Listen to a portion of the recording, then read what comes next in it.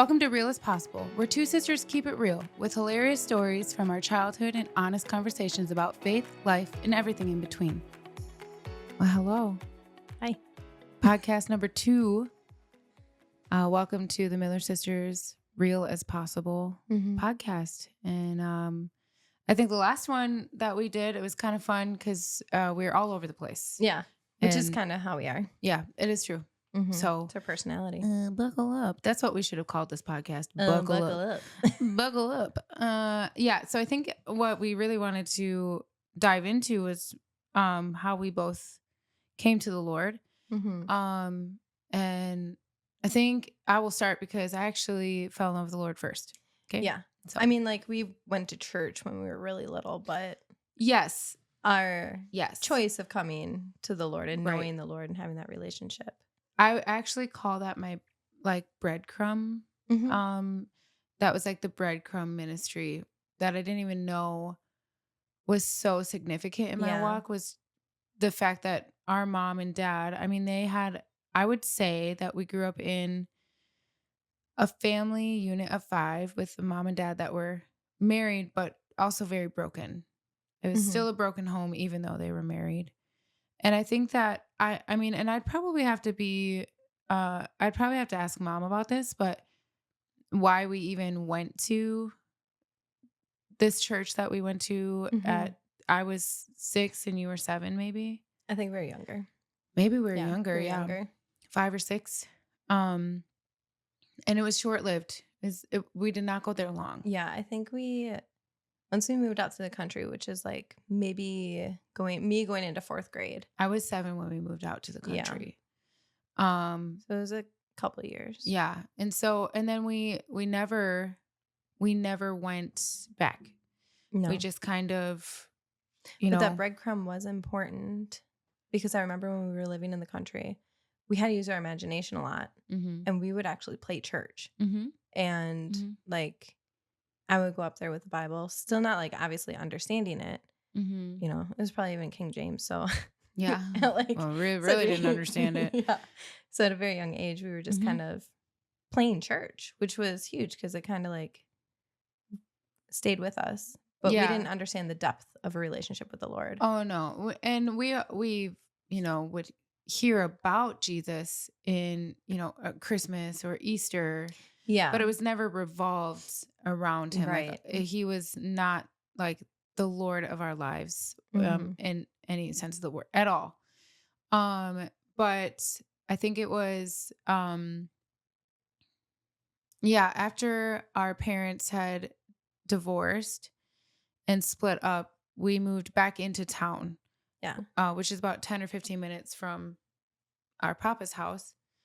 And by the way, our papa is our grandpa. Some people think papa is dad. But he's our grandpa. No, that's our grandpa. Yeah. And so our dad was a single parent and was now raising a 13-year-old and a 14-year-old. And I was pretty just really didn't know how to cope with the divorce, and didn't really know how to, I guess, navigate it. Yeah. And like, it was, you're young and you're angsty, and so I never wanted to be home, and you were home a lot. I think you kind of turned into more of a mother figure a lot quicker than you should have.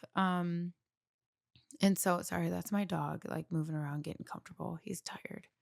And yeah, so then I would just be drinking a lot, smoked a lot of weed, and was completely lost. Like I was really, really lost. Yeah. And you and I have always been super close. Yes. Yeah. Always super close. Yes. Even during that time, like when you weren't home and I was home, there was still like that closeness. But there was also like you had your group of friends and then I had my friends. And every so often we would just kind of like catch up with each other kind of thing. Yes. Like we went through phases of that. But so you were completely alone at home. Like, well, and dad was there, but yeah. That's just pretty much to sum it up. And I was in town before we moved into town. Right. Before, Because we had that year there. Yeah.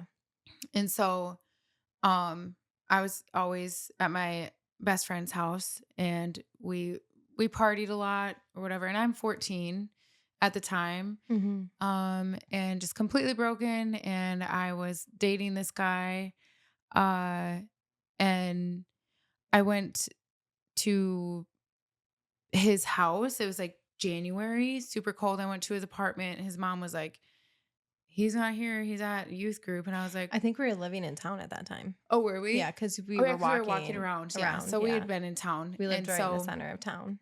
Yeah, so we then went to and then I walked to his apartment. He wasn't there. He said his mom said that he was at youth group, and I was like, "What is that?" Like, I don't even know what that is. So he told me that he was in the community center, and I went to the community center, and there was a youth group there, but he wasn't there. He was never there. I don't think he ever went to youth group. I think he lied to his mom.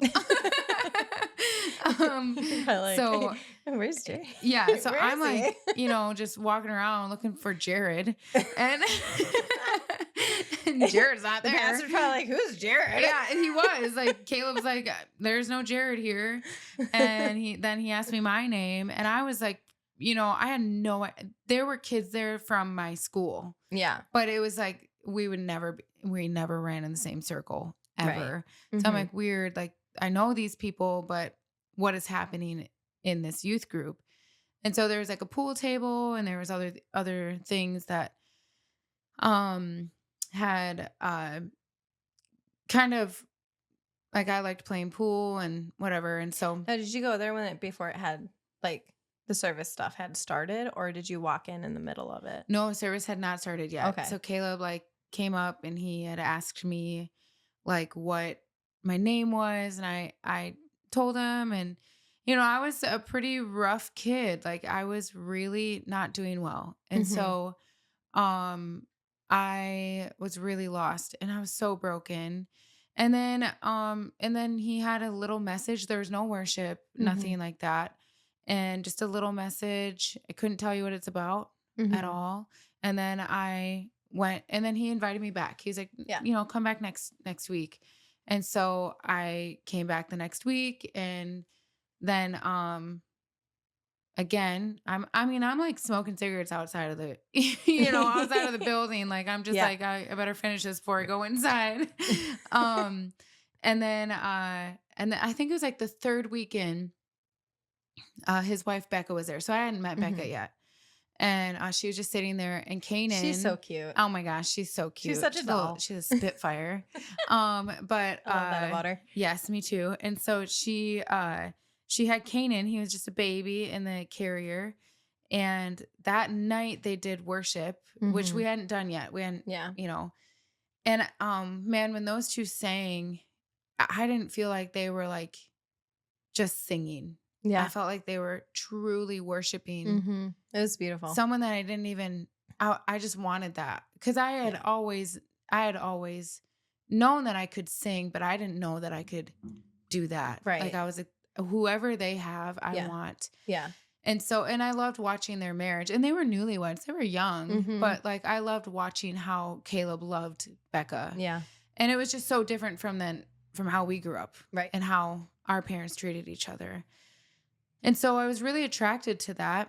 And then one night at youth group, I really felt the Lord was asking me, because I had one foot in the world and one foot over here. I was, I was like riding the fence like crazy.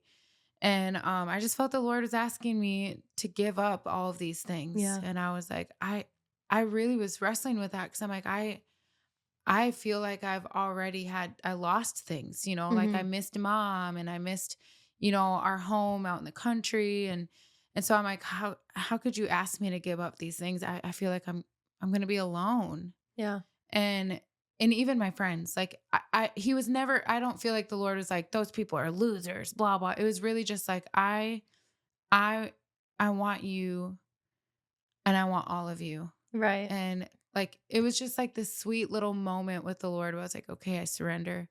And through that surrender is when I fell hard for Jesus, and I never looked back. Honestly, I've never looked back from that moment.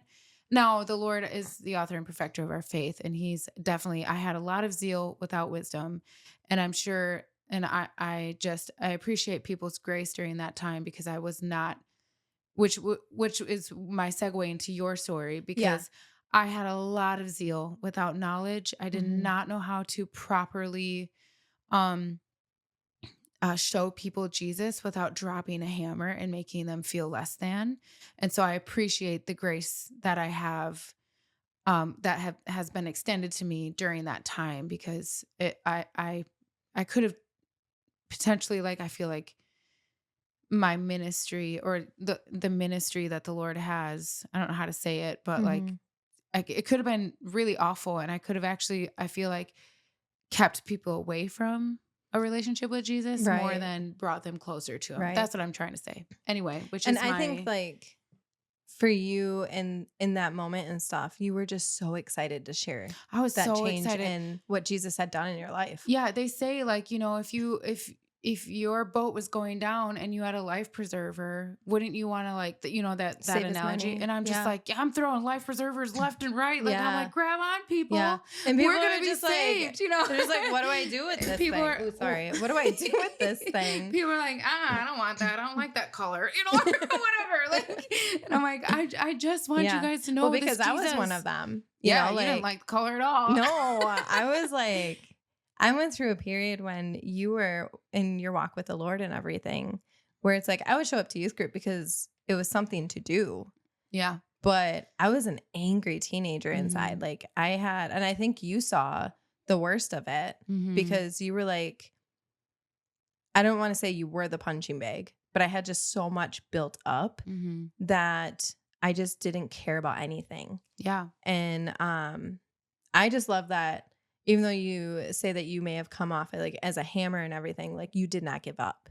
That's true. Like, you constantly were like loving on me, even if there was truth in there that I may have been like, well, I don't care, blah, blah. You know, like, I would have been so vicious towards you and everything. But like, I look back and I'm like, yeah, I think, like, as a teenager, I was having depression without knowing what depression was. Oh yeah, for sure. Yeah. Even anxiety. I didn't know that going to middle school every day, having a tummy ache, was anxiety. Yeah. Like, I was having massive stomach aches. And I didn't know that. Yeah. And it was just one of those things where it's just like, over time, I started like softening and molding because I saw what everyone else was having and stuff. But I was so wishy-washy with it, like throughout high school, when I think I was 17. I think I was 17, and I was like accepting Jesus, but not living for Jesus. I was still angry and frustrated, but I believed that Jesus was real. I believed that he was my savior. But I struggled with walking that. Yeah. You know? And like really just putting him like on the throne in your heart. Yeah. It's like one thing, like, I know he's real. I know that, you know, I know about Jesus, but then to actually have like in the Bible, one of the translations for the word known is being intimate. Yeah. And like to know him and to be known by him is so different than just knowing of him. Yeah. Right. When do you feel like that switched for you? I think it switched like when I was single, because I was dating. Yeah. I was dating a couple people like when I was 17. And then when I was single, it was just kind of like there was a freedom because there wasn't pressure. Well, and I think that so relationship was around graduation. Yeah. I think also that relationship that you were in was very toxic. Yeah. And I felt like you did not have the freedom to think for yourself. Right.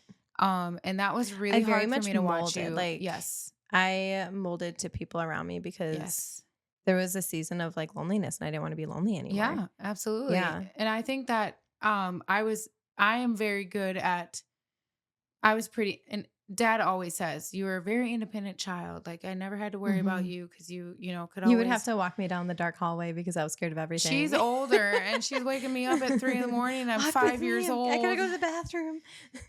I mean, she's only a year older than me, but still, she's like, "Hey, can you take me to the bathroom?" I'm like, "Dude, Remember like that time I couldn't like turn on the light, but I kept walking and I turned into the furnace." into the furnace door Yeah, she because I felt thought it was the bathroom. Yep, that Yeah. That's why I needed you. Yes, yep. And that's the thing is I feel like spiritually that's what I was doing. It's like I Yeah. will walk you down this dark hall. I Yeah. will make sure that And you you did get that to time the and time again. I Yeah. really did, and not because this isn't like I was just really really like desperate for you to know the Lord and to be Yeah. set free because I was watching you, and you have to understand we're still really young. We're like 17, Right. 16, Yeah. around that age, and I'm just like. I'm praying for you. I remember we got in this huge fight. Oh my We gosh. rarely got in fights. And to Yeah. this day we rarely do. Yeah. And I remember like to this day there was like uh it was winter time and you and I were arguing about this certain band Oh that my I was like, gosh. don't play that song. Like don't play their stuff. It is like I mean, again, this is like my zeal, without knowledge or whatever.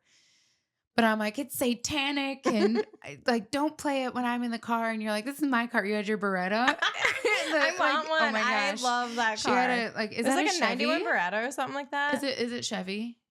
Chevy Is it? Beretta. Yeah, it's Yeah, a that sounds Chevy. right. Right. I don't know I should know cars. I that. just liked that I know one. cars usually, and I should know that. But and she was like, instead of, I mean, I should have probably been like, yeah, like, can we?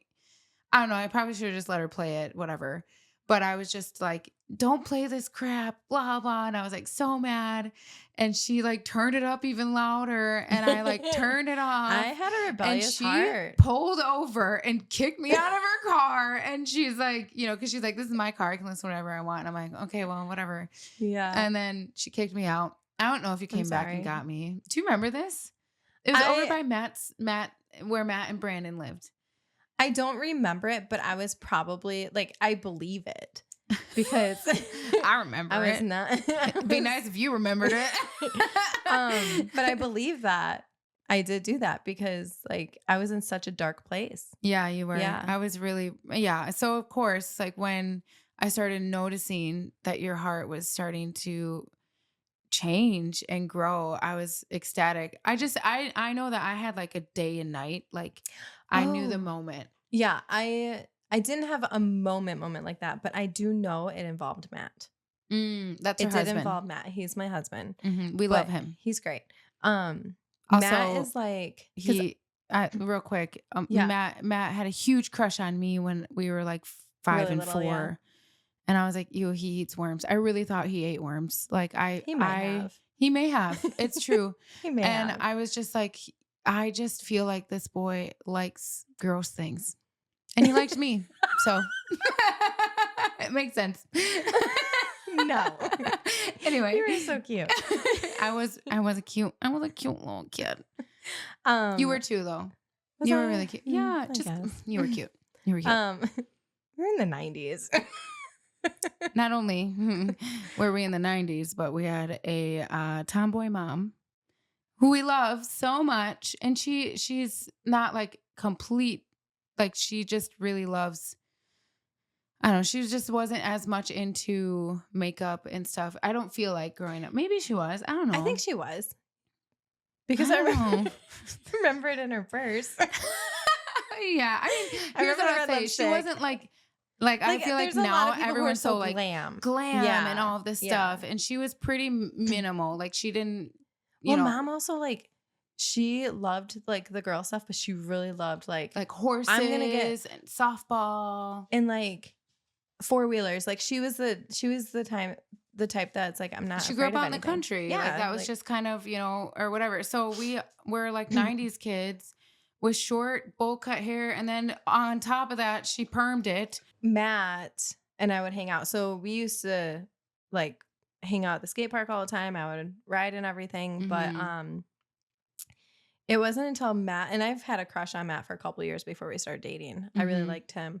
And also, who didn't? I'm just gonna say it. Everyone had a crush on Matt.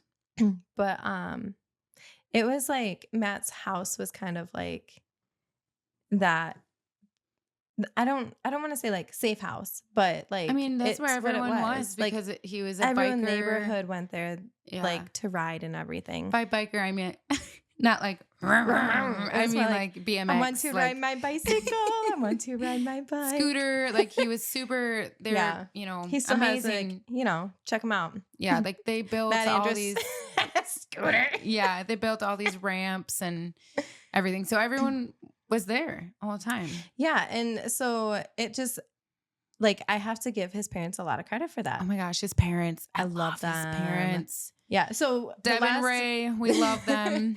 The last podcast we were talking about who do we admire? I would say Debbie is a huge one. Yes. Yeah. Debbie, I love her. Yeah. Matt's mom is amazing. Mm-hmm. She is the prime example of patience. Yes. Yeah. But it would be like hanging out with Matt.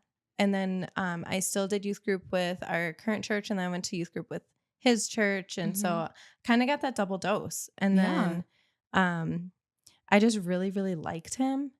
And our timing for wanting to date was always awful. Yeah. So I went to like a youth group retreat. And I think that's where I was just like, I need to put my faith in the Lord, because I really like Matt, but I also didn't want to like stay stuck in that like. Yeah. So I was just doing like a really bold prayer of, if this is not to work, Lord, I don't want these emotions. I want you to take it away. I want to focus on you, kind of thing. And then like 2 weeks later, we started dating. And now here we are, like almost 20 years later. Yeah, that's crazy. Yeah. That's crazy. Yeah, I'm so grateful for the Andrews family, just because we grew up with them, really. Well, we were best friends with his sister. And so still are. Erica, obviously. we love Erica and Jessica. We love them all. We love all great. of them. And I would say I'm grateful for their family. They are part of the breadcrumbs. Yeah. That I feel like the Lord left for me to come back to. Yeah. And I'm so grateful. Like I could talk to Debbie about the Lord all day. Like she just loves him, and she has such a sweet, soft, like, you just like, I feel like when I'm around her, I'm like, hey, like, hey Debbie, how's the Lord doing? And she's, because she's so like, she's like gentle. the Snow White, like, yeah, she's like, like she's just this like, she's so sorry, I'm laughing at jokes. She's so gentle and yeah. So we're grateful for their family, because I do feel like you marrying their family kind of allowed me to also be in their family. Oh, and we don't get together all the time, but when we do, it feels right, and like it just feels good. Yeah. And so I'm so grateful that they would allow or like want like the Reeves family to come in and like crash their Memorial Day or their 4th of July's or whatever. It's really fun for me. They're great. Yeah. That's probably when I really started taking a turn. Yeah. And I feel like so how old were you when you and Matt started dating? You're 17 or 18? I had just graduated high school. Yeah. So same, because we graduated the same year. Yeah. So 05. 19, 18. I don't remember. Care, but I graduated. I'm wondering, because I feel like I didn't get to see, like I saw that the Lord was softening your heart, and I did see this huge like shift from the before and after Jesus. But then I moved. Yeah. And I feel like there was a lot more that the Lord was doing, and praise the Lord for that, because it was just evidence. Like I think a lot of times we're like, oh, if I leave, like what's going to happen to their relationship with the Lord, or if this or that. And it was really just like that I could trust the Lord and just say like, he's going to move in her. He's going to awaken dreams in her, even if I'm not there. Yeah. I think you helping build that, like, just throwing those little golden nuggets at me and everything to keep, I mean, when you did end up moving, we still had our church community. Yeah. And that was a big, huge, like they brought us up even within like a short period of time. Like we had that foundation with some that pivotal community. years, like we were raised by many, like it says, it takes a village. And we had a village. Really does. And I'm grateful for it. And it's with our kids too. That's just how it works. Yeah. And I think about the people that I was telling Joe that I wanted to write a song about church, and we'll get to that someday. We'll Yeah. get to the ups and downs, the hills and valleys of what we've gone through when it comes to, traditional church Mm-hmm. setting. But there are people that I think one of the lyrics that I had was like, this is for the people who looked past the church and steeple Mm-hmm. and like saw the broken heart. And I feel like there are so many people that saw me, um, and saw my brokenness, but also saw like how the Lord and what he was going to do in my life. And again, they invited me to their table. Yeah. They invited me to have dinner with them. Mm-hmm. And I'm sure there were moments where maybe they thought like, oh, Nikki Miller, like she's kind of rough around the edges. She's hanging out with our children. And I'm sure there were moments like that where they were a little bit afraid that I would corrupt Yeah. their babies. And I get that. I get it. I have children now. You know what I mean? Yeah. Like, and we have a freshman in high school. We have a sixth grader, and we have second grader. And I understand that fear, but I'm like sitting here. I say this a lot that I'm grateful because I really am Yeah. that they took a chance on me, and that they continued to invite me, Yeah.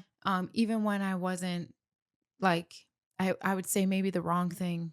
And I think too, it's not even so much that like they mentored us at a table, they set an example. That Mhm. I take away more of the example Mhm. stuff, like I learned by that. And there's just so many people in that community Yeah. that I now take in for myself, for my own kids and my Right. own family. And um when Matt and I started dating and stuff, we made sure that God was the foundation. Uh-huh. And then we also made sure to take in what we have learned from others and Yeah. how we wanted the same dreams. Mhm. We wanted a family together. We wanted like this is how our family like developed, and a Right. lot of it was from the community that Right.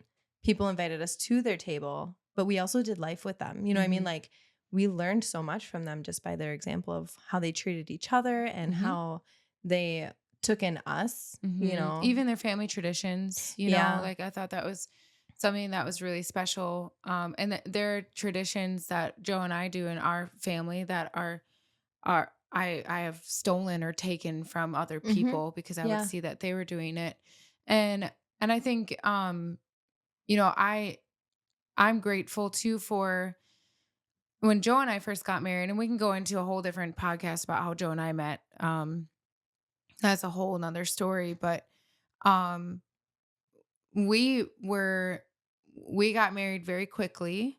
When I don't that is something I do not regret. I think I regret not marrying him sooner. Like I would have married Joe the next day. Like I just Mhm. knew. And we've been married for almost 16 years, which is amazing, and it's been fun. Like I love my marriage. I have so much fun with Joe. And I but I will say that when you talk about foundation, that is Yeah. something that when we were married, we lived in Podunk, Nebraska. That's where my husband is from. And so, we had